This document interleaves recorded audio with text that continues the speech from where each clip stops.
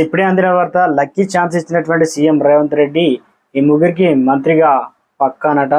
Latest update అయితే వచ్చిందండి. ఆ వివరాలు ఏంటనే వీడియోలో చూద్దాం. వీడియోను స్కిప్ చేయకుండా చూడండి. కంప్లీట్ ఇన్ఫర్మేషన్ అయితే అప్పుడే అర్థమవుతుంది. ఇంకెవరైనా సరే ఛానల్ సబ్స్క్రైబ్ చేయకుండా వీడియో వస్తున్నట్లయితే వెంటనే ఛానల్ సబ్స్క్రైబ్ చేసుకొని బెల్ ఐకాన్ యాక్టివేట్ చేసుకోండి. చాలా మంది చూస్తున్నారు, లైక్ చేయడం లేదంటే దయచేసి లైక్ చేయండి. ఇన్ఫర్మేషన్ మరింతమందికి రీచ్ చేసిన వారు అవుతాం. ఇక లేట్ చేయకుండా వీడియోలోకి వచ్చినట్లయితే, కేబినెట్ విస్తరణ తెలంగాణ రాజకీయాల్లో ఇప్పుడిప్పుడే హాట్ టాపిక్ గా మారింది. ఇక ముఖ్యమంత్రి రేవంత్ రెడ్డితో పాటు మంత్రివర్గ సీనియర్ నాయకులంతా ప్రస్తుతం దేశ రాజధానిలో న్యూఢిల్లీ అయితే ఉన్నారు. కాంగ్రెస్ పెద్దలు మంత్రివర్గ విస్తరణ అయితే చేస్తున్నారనమాట. ఇక తెలంగాణ ముఖ్యమంత్రి రేవంత్ రెడ్డి వద్ద home, Vidya, municipal administrate and urban development, వాణిజ్య పనులు, జనరల్ అడ్మినిస్ట్రేట్ వంటి శాఖలు ఉన్నాయి. వీటికి పూర్తి స్థాయిలో మంత్రులు కేటాయించే ప్రయత్నాల్లో కాంగ్రెస్ అధిష్టానం ఉన్నట్లు సమాచారం.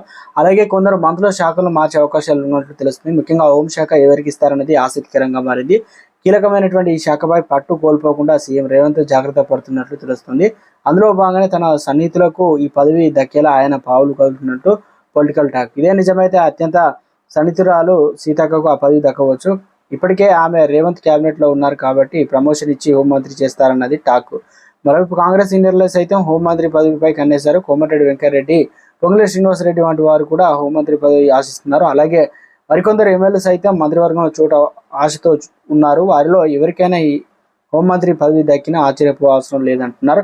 ఇక విద్యాశాఖ ప్రస్తుతం వివాదంలో కొనసాగుతుంది. సీఎం రేవంత్ రెడ్డి విద్యాశాఖ దృష్టి సాధించడం లేదని, దీంతో విద్యా సంవత్సరం ప్రారంభంలో గందరగోళం నెలకొందని ప్రత్యర్థులు విమర్శిస్తున్నారు. దీంతో విద్యాశాఖ మంత్రిని నియమించాలనే డిమాండ్ కూడా పెరిగింది. ఇలాంటి విమర్శలకు చెక్ పెట్టేందుకు విద్యాశాఖతో పాటు సీఎం వద్ద అన్ని శాఖలను మంత్రులకి కేటాయించే అవకాశం ఉన్నట్టు కూడా ప్రచారం అయితే జరుగుతుంది. ఇక మంత్రివర్గ విస్తరణ సీఎం రేవంత్ రెడ్డి ఆసక్తికరమైన కోట్ కామెంట్ చేశారు. తెలంగాణ మంత్రి విస్తరణ ఊహాగానాల నేపథ్యంలో మంత్రి ఇక లేదంటే ఏ మంత్రి ప్రస్తుతం ఉన్నటువంటి ఏ మంత్రి శాఖ ఖాళీగా లేదు, అన్ని శాఖలకు మంత్రులుగా ఉన్నారు, హోం, విద్య బాధ్యతలు చూసుకుంటున్నారు. ఇప్పటికైతే ఈ శాఖలు ఫుల్ టైం మంత్రిగా తానే అని రేవంత్ అన్నారు. ఇలా మంత్రివర్గం ఖాళీగా లేవంటే విస్తరణలో ఆసక్తికర కామెంట్ చేశారు సీఎం రేవంత్. గతంలో కేసీఆర్ మాదిరిగా ఇతర పార్టీల నుండి చేరిన వారికి మంత్రివర్గంలో పెద్ద పీట వేయడం లేదని రేవంత్ వ్యాఖ్యలు బట్టి తెలుస్తుంది.